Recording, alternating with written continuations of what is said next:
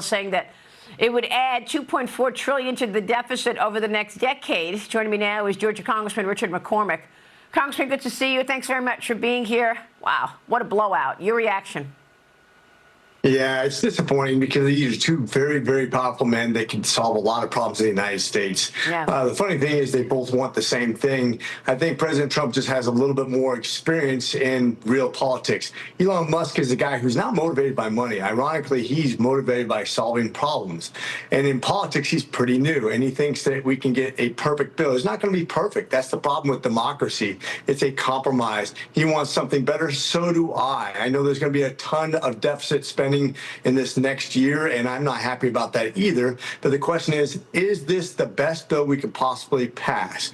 And that's what President Trump has, that reality and the experience, knowing that if we don't pass something that locks in these tax rates and this R&D credit, that we will have something much, much worse. And I think that's where the disparity is in the experience of politics. Well, look, I mean, do you believe that any of this sideshow is going to affect the fate of this bill? I mean, we really want to talk about debt, deficits, the spending cuts, and where this bill stands. What's your take?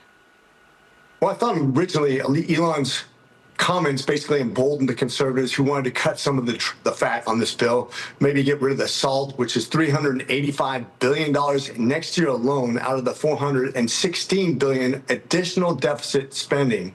And I thought that would be a good thing. I thought maybe getting rid of a lot of the IRA provisions, a lot of the bloated spending from the COVID era.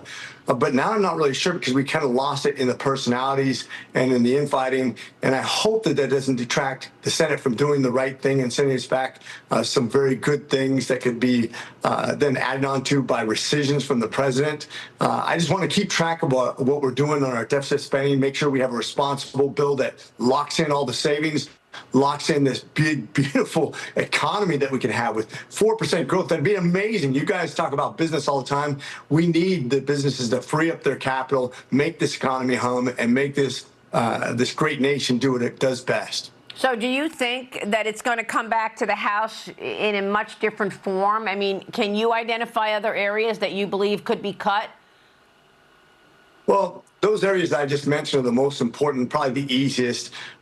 Different people have different ideas. The problem is when you start changing a bill, it becomes more and more controversial, and it comes back to Congress and it has to be reconciled. That's a very tricky process, and I know Thune and Speaker Johnson are both working on that in great minutia. I hope the comments don't derail that, but at the same time, I hope there's better accountability too, because I know that this is coming to a crisis point. I don't want to see the Feds increase rates. This is really important for the future of this country, not just in debt and deficit, but the economy as a whole. All right. Let me get your take on what went on and what we learned about this week, and that is this one Chinese researcher accused of helping to smuggle a crop-killing fungus into the United States. She's still in custody. She now is seeking private counsel. She was arrested on Tuesday. It comes after a year that her boyfriend was caught trying to enter the country with samples in his boot. Police say she worked at the University of Michigan, though through Chinese government funding. She'll be back in court next week. Officials believe the boyfriend is back in China, but they have ties to the Chinese Communist Party. First it was COVID, then it was fentanyl. Now it's this deadly fungus that they tried to smuggle in. A judge blocking President Trump's ban on foreign students attending Harvard. The Ivy League claiming the move is illegal retaliation, Congressman. Your reaction to what's taking place here? There are very few things in America more important than our safety. We saw what COVID did to this nation, to the economy, to its people. I have warned for a long time that biological warfare, whether it be viral, bacterial, or fungal, the three big things that attack our bodies, are one of the most insidious crimes and weapons that can be used against the United States. The biggest, most troubling thing about this, you have the second largest economy in the world using biological warfare against our crops, against our people.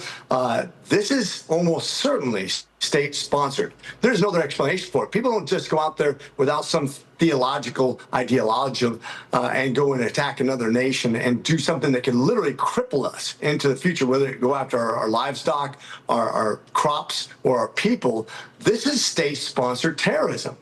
In the second largest economy in the world, this should be as scary as anything in the world. Literally going something subversive that's very difficult to prove because we can't prove what their motivations are. But what other motivation is there for somebody from the Chinese National Party of China to go after us and try to kill our food source, to kill our people? This is really worrisome. So what can you do about it? Well, stand by. I'm sure this is going to be part of the trade negotiations, but this needs to be exposed. This is probably the most important thing that we can go after. When we did the COVID hearings I was part of, we were almost certain that the Wuhan was not an accident. I don't think they meant to release it on unknown people, but certainly develop that biological weapon. That should be absolutely open and transparent. We should be exposing all this horrible behavior and making sure that the international community is involved in punishing China for this sort of activity, both economically and any other way that they need to be punished. Let me switch gears, Congressman, and ask you about the White House scandal under Joe Biden. I mean, President Trump is calling the Biden White House use of the auto pen the biggest scandal in history. We're learning that former president hand-signed only one pardon just before leaving office for his son, Hunter. Watch this. I think the biggest scandal of the last many years is the auto pen and who's using it. I happen to think I know, okay, because I'm here, and I'm not a big auto pen person, fortunately. I'm glad.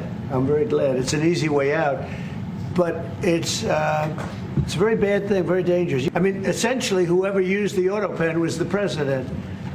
And that is wrong, it's illegal, it's so bad, and it's so disrespectful to our country.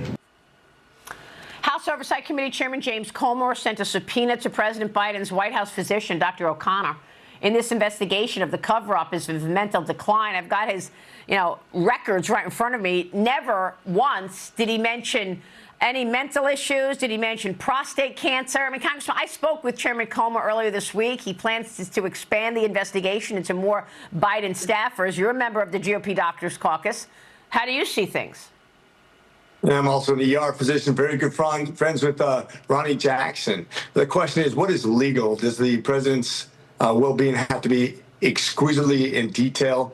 But I think the people that are going to go to jail are the people who actually were making decisions on whose signature was signed where and what they decided. I mean, to have a president of the United States not involved in pardons, that is absolutely illegal. That reeks of cronyism. It is a horrible thing to think of the other decisions that might have been made without his insight, certainly not his wisdom. We knew he was compromised from the day he was sworn into office, but to see his deterioration and the decisions that might have been made, especially the money that went out the doors at the very end of his presidency, all kinds of grants and special favors to very powerful political enemies of the Republican Party that will come back to haunt us when they start donating in billions to the Democratic Party to defeat our majority. And that really worries me. Well, I mean, what about that? I mean, do you think that there's a chance that you actually lose seats in the 2026 election, given all of this? I mean, you've got, lots of hate on the other side. They want to impeach President Trump. You've got to get this bill across the finish line, and you're dealing with, a scandal of unknown proportions here. We made millionaires and billionaires from federal funding and grants that was basically auto pen sign. I'm sure of it. And this stuff is absolutely as devious as you get. It's Machiavellian. And to basically fund your enemies with political taxation is just one of the most evil things that we've tried to avoid with our Constitution. I'm really disappointed. Hope we can expose it and put some people in jail as a result. Wow. Congressman, it's great to see you this morning. Thanks so much. Always a pleasure, Maria. All right, we'll be watching your work. Richard McCormick joining us. Stay with us. We'll be right back. When you can't watch, listen.